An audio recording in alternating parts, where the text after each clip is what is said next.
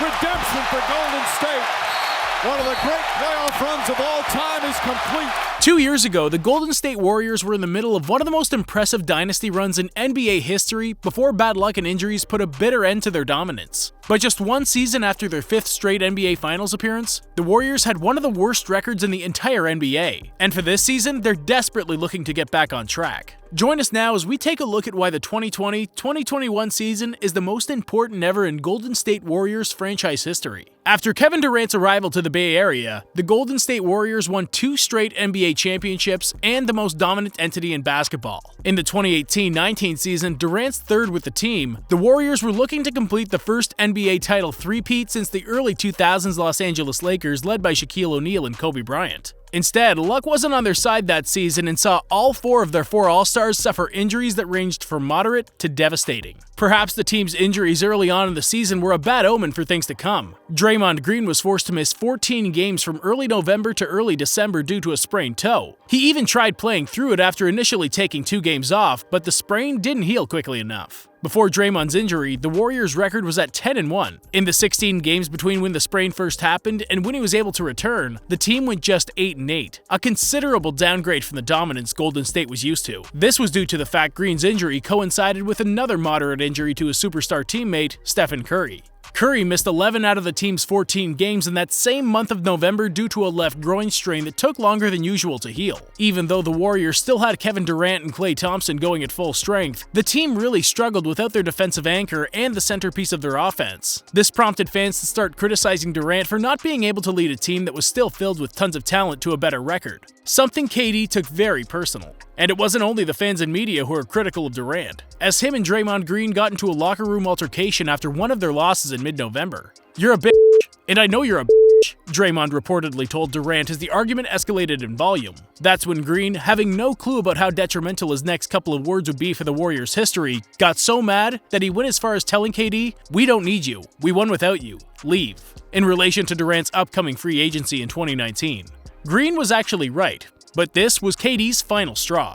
Both Durant and Draymond reportedly made amends a couple of days later, and the team went back to their winning ways after both Green and Curry returned to action. But Durant's a notoriously sentimental individual, and it's hard for him to erase that feeling everybody, from the fans to the media to his very own teammates, made him feel. He wasn't able to lead a team to success by himself. That's the reason why this one argument should be pointed out as the single biggest reason Durant left the Warriors. But of course, none of that would have happened if Golden State's bad luck hadn't caused both Green and Curry to get injured at the same time. A couple of months later in the NBA playoffs, KD suffered a relatively serious calf injury that really limited him on the court. Then in the NBA Finals, Durant was the victim of a torn Achilles, arguably the worst injury a basketball player can suffer. And as if all that wasn't enough, Klay Thompson tore his ACL in Game 6 of the Finals, crushing the slim chances the Warriors still had to win their 3rd NBA championship in a row. In summary, you could say the injuries to Curry and Draymond in early November, which led to Golden State's struggles in the scuffle between Green and Durant, in conjunction with Durant's own injury and Klay's torn ACL, ended the Warriors' dynasty. This is a sentiment that became popular after Durant left the team in free agency, looking to prove he could win a championship without Steph and Klay by his side. And the Warriors ended up becoming the worst performing team in the league with an NBA worst record of 15-50. Thompson was out all season recovering from his ACL injury, while Stephen Curry missed all but 5 games of the season with a broken left hand. But many people started to wonder if the Warriors dynasty could experience a renaissance in this upcoming 2020-2021 season.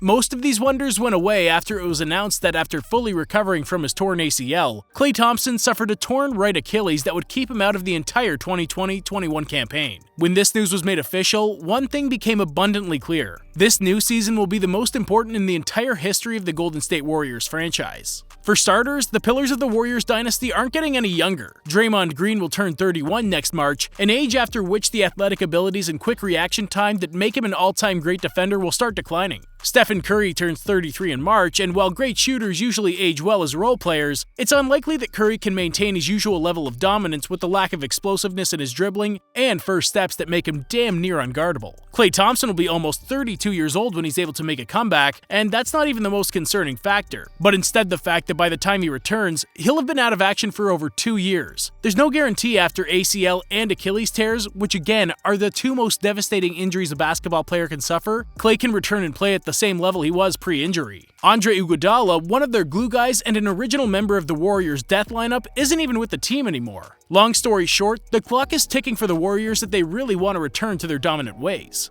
Also, it's worth noting that this Warriors roster now looks very different from the teams that made 5 straight NBA Finals appearances. The only players available to the Warriors this year who were with the franchise in their last Finals appearance are Curry, Draymond, Kevon Looney, and bench player Damian Lee. That means that over 2/3 of the roster looks different. And as good as Stephen Curry is, and as easy as it is to run an entire system around him, you best believe it's going to take some time for this new look roster to get used to playing together. Now, we say playing offense around Steph Curry is easy to do, but that can only happen when players know what to do. Because if they don't, the team's offense can easily get messed up and collapse. For years, the Warriors had the most lethal offense, and it was so beautiful to watch because the team made scoring look really easy. But the truth of the matter is the Warriors' offense is complex as they come because there's always a lot of movement happening simultaneously. Golden State operates with a plethora of off-ball screens, backdoor cuts, and quick ball movements all happening at the same time. And the fact is that the Warriors were at their best when they implement this complex offense. Do you know why Golden State struggled so much in that November 2018 stretch we talked about earlier? Because without Steph Curry running around screens and wreaking havoc with his defensive gravity, and without Draymond Green's perfect timing on off-ball screens and his pinpoint passes, the Warriors couldn't run their usual offense. They actually could run it and did try to run it, but the players the team had available at the time didn't allow for that system to work as good as it always does. Instead, Golden State settled for many Kevin Durant isolation plays that couldn't be farther from what the team likes to do on offense.